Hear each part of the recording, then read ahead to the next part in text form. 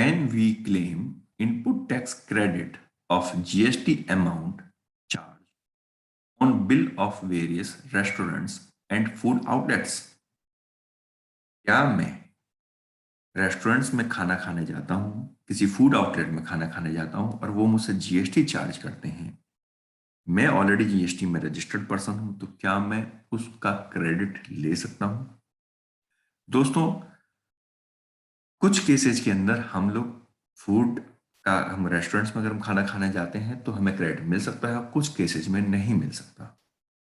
किन केसेस में मिल सकता है, किन में नहीं मिल सकता, इन सभी के बारे में जानने के लिए आपसे रिक्वेस्ट, हमारे इस वीडियो को अंत तक देखिएगा, क्योंकि एक इसके अंदर ट्विस्ट भी है, वो मैं आपको वीडियो के अंत में बताऊंगा, और जो कि बहुत ही मेजर रोल प्ले करता है इस क्वेश्चन के ऊपर।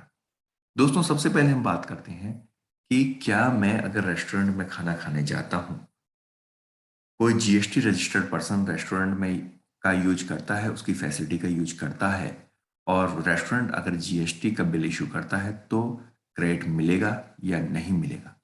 तो as per section 17 subsection 5 of CGST act, input tax credit shall not be available in respect of food, beverages and outdoor catering।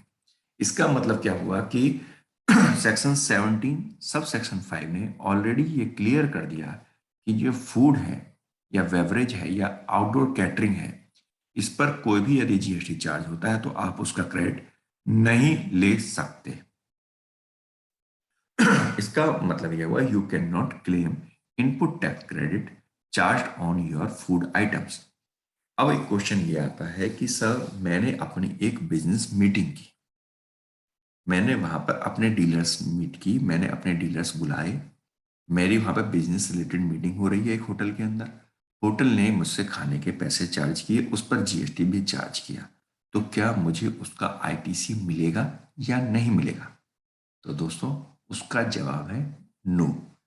Even आप उसे बिजनेस यूज के लिए आपने उस खाने पीने के आइटम्स को मंगाया, आपका बिलिंग उस मीटिंग्स के लिए है जो कि आपके बिजनेस से रिलेटेड है, फिर भी आपको फूड बेवरेज और आउटडोर कैटरिंग से रिलेटेड बिल के ऊपर आईटीसी नहीं मिलेगा।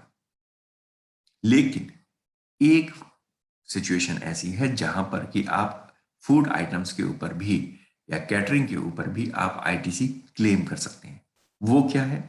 वो है, you can claim such credit only if you are in same line of business और रिक्वायर्ड बाय लॉ। यानी कि या तो आप सेम लाइन ऑफ बिजनेस में हो, मतलब कि आप भी फूड प्रोडक्ट में काम करते हो, आपका अपना रेस्टोरेंट है, आपने किसी दूसरे रेस्टोरेंट से खाना मंगवाया, अपने यहाँ पे उसकी सप्लाई की, अब आपको उसका क्रेडिट मिल सकता है। आपने कोल्ड ड्रिंक मंगाई, जो कि आप कोल्ड ड्रिंक अपने रेस्टोरेंट में आप सेल कर रहे हो, आपने जो कोल्ड ड्रिंक परचेज की थी, आप उसका क्रेडिट ले सकते हो।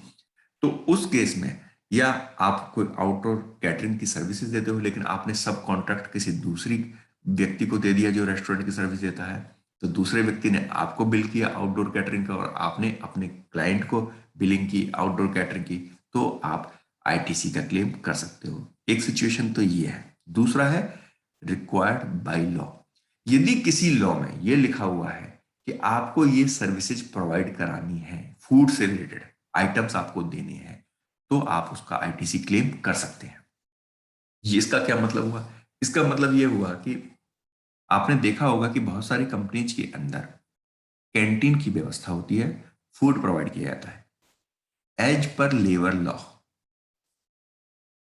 कंपनीज के लिए ये मैंडेटरी होता है कि वो अपने स्टाफ को खाना प्रोवाइड कराए। ये एज पर लॉ है। लेबर लॉ के अंदर ये लिखा हुआ है कि भाई आपको अपने लेबर को खाना प्रोवाइड कराना है, सपोज कंसेशनल रेट पर या फ्री ऑफ कॉस्ट, वो कंपनी की अपनी पॉलिसी पे आ जाता है। तो लेबर लॉ में ये लिखा हुआ है कि जी आपको एक कैंटीन की व्यवस्था करनी है अपने लेबर के लिए।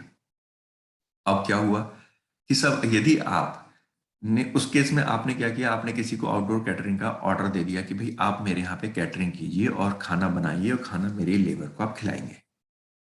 जिस बंदे को आपने ऑर्डर दिया, जिसको आपने कॉन्ट्रैक्ट दिया, वो आपसे जीएसटी, आपको जीएसटी का बिल देगा, वो आपसे जीएसटी को चार्ज करेगा। एग्री? अब अगर हम पहले सेक्शन 17 सबसेक्शन 5 को हम देखें तो हमें आईटीसी नहीं मिलना चाहिए, क्योंकि ये खाने पीने के आइटम्स हैं। लेकिन मैं बाउंड हूं बाई लॉ, क्योंकि यदि मैं कैंटीन की सर्विसेज अपने स्टाफ को नहीं देता तो लेबर एक्ट के अंदर मेरे ऊपर पेनल प्रोविजंस लग सकते हैं, मेरे ऊपर एक्शन हो सकता है, लीगल एक्शन लिए जा सकते हैं मेरे खिलाफ।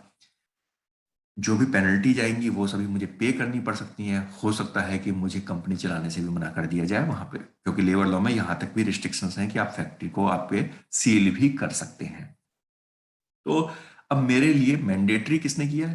लेबर एक्ट ने किया। लेबर लॉज ने मुझे मैंडेटरी कराया कि भाई आपको अपने स्टाफ को खाना खिलाना है। तो चूंकि ये बिजनेस से रिलेटेड है, मेरे बिजनेस से रिलेटेड जो स्टाफ है, जो मेरा लेबर है, मैं उसको खाना दे रहा हूँ, और मुझे लॉ ने बाउंड किया है इस सर्विसेज को लेने के लिए, तब मैं उसका आईटीसी क्लेम कर सकता हूँ।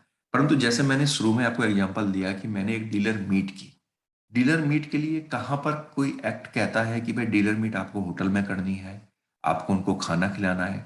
डीलर मीट तो फोन पर भी हो सकती थी, डीलर मीट तो यूट्यूब पर भी, सॉरी, जूम पर भी हो सकती थी, या गूगल मीट पर भी हो सकती थी, या गूगल मीट छोटे से ढाबे पर भी हो सकती थी। तो वहां पर कोई लेबर लॉ या कोई और एक्ट आपको फोर्स नहीं कर रहा कि जी आपको अपनी टीम को, अपनी डीलर्स को आपको खाना खिलाना है। तो चाहे वो बिजनेस से रिलेटेड है, वो वहां पे डिस्कशन सारा बिजनेस से रिलेटेड हो रहा है, फिर भी आपको उस पर आईटीसी नहीं मिलेगा। तो दोस्तों, मैं उम्मीद करता हूं कि आपको क्लियर हो गया होगा कि किस केस में आपको फूड आइटम्स के ऊपर क्रेडिट मिलेगा और किस केस में आपको फूड आइटम पर क्रेडिट नहीं मिलेगा। आपको यह जानकारी कैसी लगी हमें कमेंट करना बिल्कुल मत भूलिएगा। हमारे चैनल को लाइक, शेयर और सब्सक्राइब कीजिए। धन्यवाद।